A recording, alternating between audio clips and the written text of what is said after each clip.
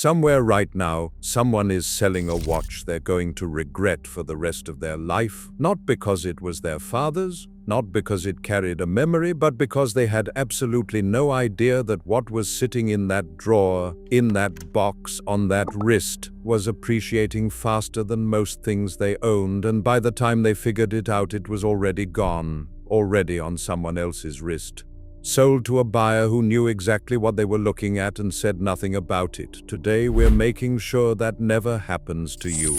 These are the 10 watches you should never, under any circumstances, sell right now. Number 10. Omega Speedmaster Snoopy and Limited Editions. Most people think of the Moon Watch as a solid watch that holds its value reasonably well. They are right. The standard production Moon Watch is a mediocre investment. Buy one new and sell it tomorrow, and you will walk away with less than you paid. But that's the wrong conversation. The 2015 Silver Snoopy Award Edition went from $5,441 retail to over $24,000 on the secondary market. That is a 340% increase on a watch most people assume is a quirky collector's piece. The caliber 3M21 Ed White reference now trades above $21,500 because it carries the same movement that was on astronauts' wrists during Apollo. It was reverse engineered and reissued by Omega after decades. Collectors who understand movement history understand exactly what that means. The standard Moonwatch is a consumer product. The right Moonwatch is a historical artifact. The gap between those two things in dollars is not small. Number 9. Cartier Santos Large Steel. Here's something that will sound strange if you've been in the watch world a long time. The Cartier Santos is now one of the most strategically interesting watches you can hold. The Santos appreciated roughly 30% between 2021 and 2026. Cartier, the brand serious collectors have spent decades dismissing as a jeweler that happens to make watches, is now the strongest performing brand outside the big three on the secondary market. That is not an opinion. That is what the data says. What is driving it is not nostalgia. It is demographics. Collectors in their late 30s and 40s are deliberately choosing the Santos over Rolex, something that signals knowledge rather than status. And the story underneath the watch only strengthens with time. Louis Cartier made the first Santos in 1904 for Alberto Santos Dumont, who needed to check the time with both hands on the controls of his hot air balloon. That origin story is 120 years old and gaining traction, not losing it. If you own the large steel Santos and you're thinking about thinning your collection, don't touch it. Number 8. Rolex Submariner Hulk. When Rolex kills a reference without announcing a replacement, the price goes in one direction. That is not a theory. It is a pattern that has repeated enough times it should be considered law. The Hulk was discontinued in 2020, the only Submariner ever made with both a green dial and a green ceramic bezel. Secondary market pricing for worn examples now runs between $21,000 and $25,000, representing 130% to 175% appreciation from original retail. Here is why you still do not sell it in 2026. The Pepsi GMT was just discontinued this spring, and there is no replacement. Collectors watching that story unfold are remembering something important. Rolex does not bring these back. Every day that passes, the pool of investment-grade Hulks shrinks. The people who sold at the 2022 peak thought they were being smart. Some of them were. Others are watching quietly as the price moves again. Number 7. Audemars Piguet Royal Oak Jumbo Extra Thin. Gerald Genter designed the Royal Oak in one night on a cocktail napkin. An octagonal bezel, 8 visible hexagonal screws, an integrated bracelet. It was a stainless steel sports watch sold at a price that was considered insane for the era. Audemars Piguet made it anyway. The Royal Oak became the template for an entire category. And the Jumbo Extra Thin, reference 16202 ST, is the direct descendant of that original design. As close as you can get to 1972 while still wearing something made in this century. From 2019 to 2024, Audemars Piguet delivered 11.7% annualized returns, ahead of global equities over the same period. The 15202 ST appreciated from $20,500 retail to $57,350 on the secondary market. Royal Oak steel references trade 25% to 50% above retail, while comparable Rolex sport models have come down from their peaks. Very few objects survive 50 years and still feel completely contemporary. The Jumbo is one of them. Number 6. Rolex Day Date Solid Gold. Most collectors sleep on the day date because it feels like a different kind of watch, more executive than enthusiast.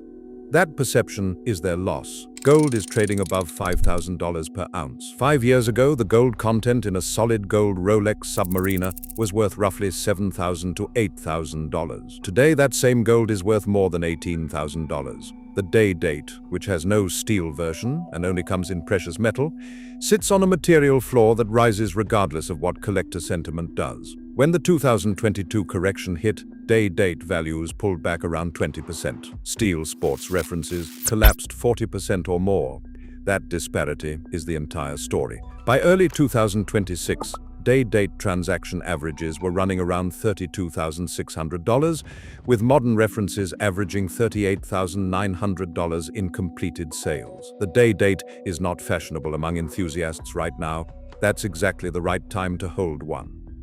Number 5. Patek Philippe Aquanaut Chronograph. Patek Philippe produces approximately 72,000 watches per year across everything they make. A single successful launch from almost any other luxury brand ships more than that in a quarter. The steel Aquanaut Chronograph, reference 5968A, retails for $61,766. On the secondary market today, it trades at $131,303. That is 112% above retail. And this is not a limited edition or a special collaboration. This is a standard production watch that Patek makes and sells through authorized dealers, one that is effectively impossible to access at retail without a long-standing dealer relationship and significant purchase history. In early 2025, Patek quietly discontinued the steel Nautilus Moon Phase 57121A without a replacement. When the 5711 was discontinued in 2022, the secondary market reaction was immediate and violent. That same energy is now moving toward the Aquanaut family. If you own a 5968A, you have something trading at double retail in a category where Patek is actively reducing supply. Number 4. Rolex GMT Master 2 Peps. Pepsi. This is the most urgent entry on this entire list. In spring 2026, Rolex quietly removed the GMT Master 2 Pepsi from production. No announcement, no replacement. The reference simply stopped existing in the current catalog. The secondary market reacted immediately. Prices climbed roughly $3,000 between January and April 2026. Unworn examples are listing between $30,000 and $45,000. Chrono24 reported a 500% surge in purchase requests during March alone. The parallel everyone is drawing is the Hulk, which was discontinued without a replacement in 2020. It more or less doubled in value within 2 years. The Pepsi starts from a higher floor and carries a heritage stretching back to 1954. Dealers tracking the secondary market in real time are calling for prices north of $35,000 by year end, with 2026 dated examples potentially reaching $40,000. Could Rolex bring it back? Technically, yes. Historically, the Hulk never came back.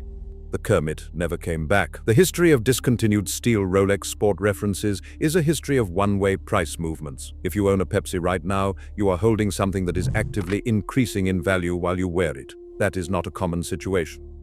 Number 3. Patek Philippe Nautilus. There are watches that are valuable, and then there is the Nautilus 5711. The 57111A retailed for approximately $35,000. It now trades on the secondary market at $114,000 to $200,000, depending on condition, provenance, and dial variation. Yes, that is down from the 2022 peak above $250,000, but here is the more important truth. The 5711 was discontinued in 2022, and no steel replacement exists. The official successor, the 5811, is white gold only, starting above $89,000 at retail. The supply of 5711s is fixed forever. Everyone that gets polished, loses its papers, or simply disappears from the market shrinks the pool of investment-grade examples permanently. Original dial, original bracelet without stretch, box, and papers. If you have all 4 of those things together in one watch, you have something a serious collector will pay almost any reasonable price to acquire.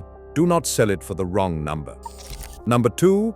Patek Philippe Cubitus. In October 2024, Patek Philippe launched an entirely new collection for the first time in 25 years. Not a new reference, not a new complication, a new collection from the ground up for the first time since 1999. The Cubitus. It has a square case with rounded edges, an integrated bracelet, and a horizontally embossed dial. It drew instant controversy. It also drew an instant secondary market premium. The steel reference 58211A retails for $49,800.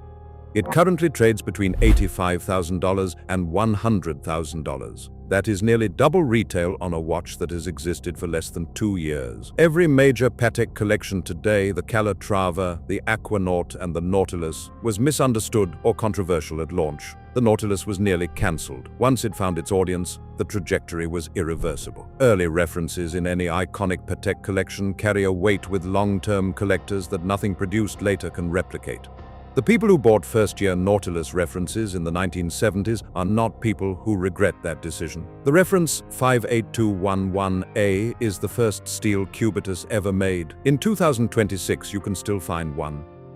Number 1. Rolex Cosmograph Daytona Steel. In 2015, Paul Newman's personal Cosmograph Daytona sold at auction for $17.8 million. Rolex didn't run an ad campaign. They didn't attend the sale. The market simply recognized what was sitting in front of it. The steel Daytona waitlist at an authorized dealer runs 2 to 8 years, exclusively for existing VIP clients. The average collector cannot access one at retail.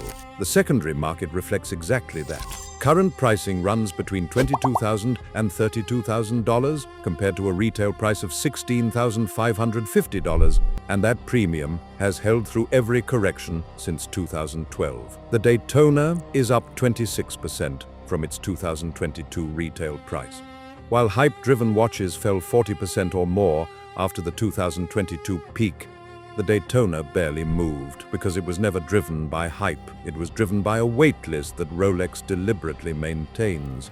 There is a version of this watch that belongs to you, worn to dinners, business trips, important moments, and somewhere in the back of your mind you have wondered whether now might be a smart time to sell. Here is the answer. It is never a smart time to sell a steel Daytona. Every person who has sold one in the last 20 years watched it appreciate in the hands of whoever bought it. Some got the chance to buy it back at a higher price from someone who knew exactly what they had. You already know what you have. Every watch on this list exists because of something that cannot be manufactured on demand: time and the refusal to make too many of them. Scarcity isn't a strategy for these brands, it's a philosophy. And the watches that reflect that philosophy most completely are the ones worth holding on to most tightly. Hit that like button if something here made you look at your collection differently. Drop in the comments the one watch you'd never sell no matter what anyone offered you. We read every single one. See you in the next one. And whatever you do, don't sell before you watch it.